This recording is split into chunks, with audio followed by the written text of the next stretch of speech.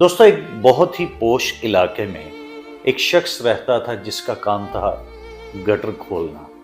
وہ لوگوں کے گلیوں میں، محلوں میں، سوسائٹیز میں بند گٹر کھولتا تھا۔ اس کا واسطہ روزانہ گندگی اور غلاظت سے پڑتا تھا۔ وہ انتہائی غریب آدمی تھا۔ دوستو اس کی ایک ہی اکلوتی بیٹی 9 سال کی تھی۔ 9 سال کی جب اس کی بیٹی ایک دن اچانک بیمار ہوئی اور وہ بیماری اتنی شدید ہو گئی کہ وہ ہسپتال کے چکر لگا لگا کر تھک گیا، لیکن کسی نے اس کی داد رسی نہیں کی اور اس کو پراپر علاج اور فیسیلیٹیشن مہیا نہیں کی۔ تو نتیجہ یہ ہوا کہ اس کی بیٹی اپنے مرض کی تاب نہ لاتے ہوئے اس دار فانی سے کوچ کر گئی۔ اب وہ اتنا غریب شخص تھا کہ اس کے پاس اپنی بیٹی کے کفن دفن کے بھی پیسے نہیں تھے۔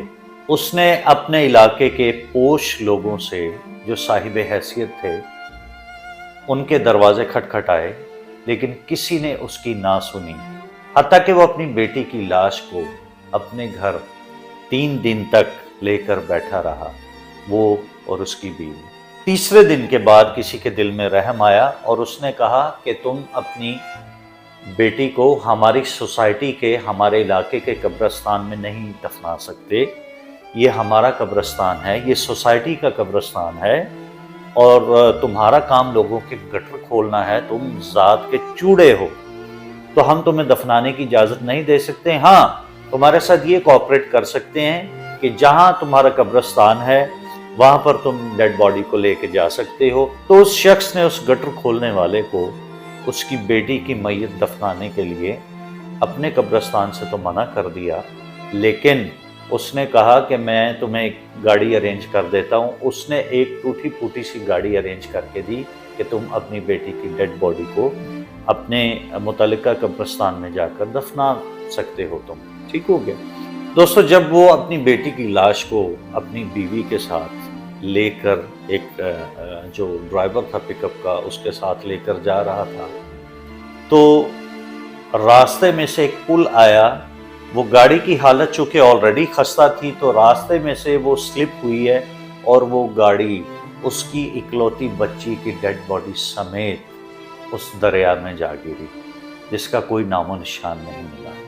لیکن کسی کے کان پر جوں تک نہ رنگی کہ اس کی فیملی کے ساتھ، اس گٹر کھولنے والے شخص کے ساتھ، جو کہ ہماری ہی سوسائٹی میں رہتا تھا، ہمارے ہی آس پاس رہتا تھا، ہماری ہی طرح کا ایک انسان تھا، اس کی فیلنگز تھیں، وہ اللہ کا بندہ تھا، کسی کے کان پر جوں تک نہیں رنگی۔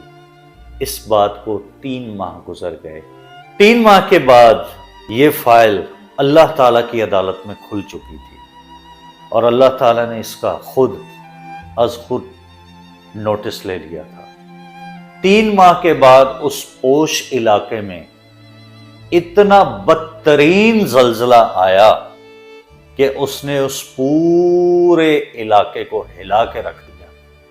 80,000 لاشیں بے گور و کفن پڑی رہ گئیں، جن کو کفنانے اور دفنانے والا کوئی نہیں تھا، کیونکہ اب معاملہ اللہ کی عدالت میں کھل چکا تھا۔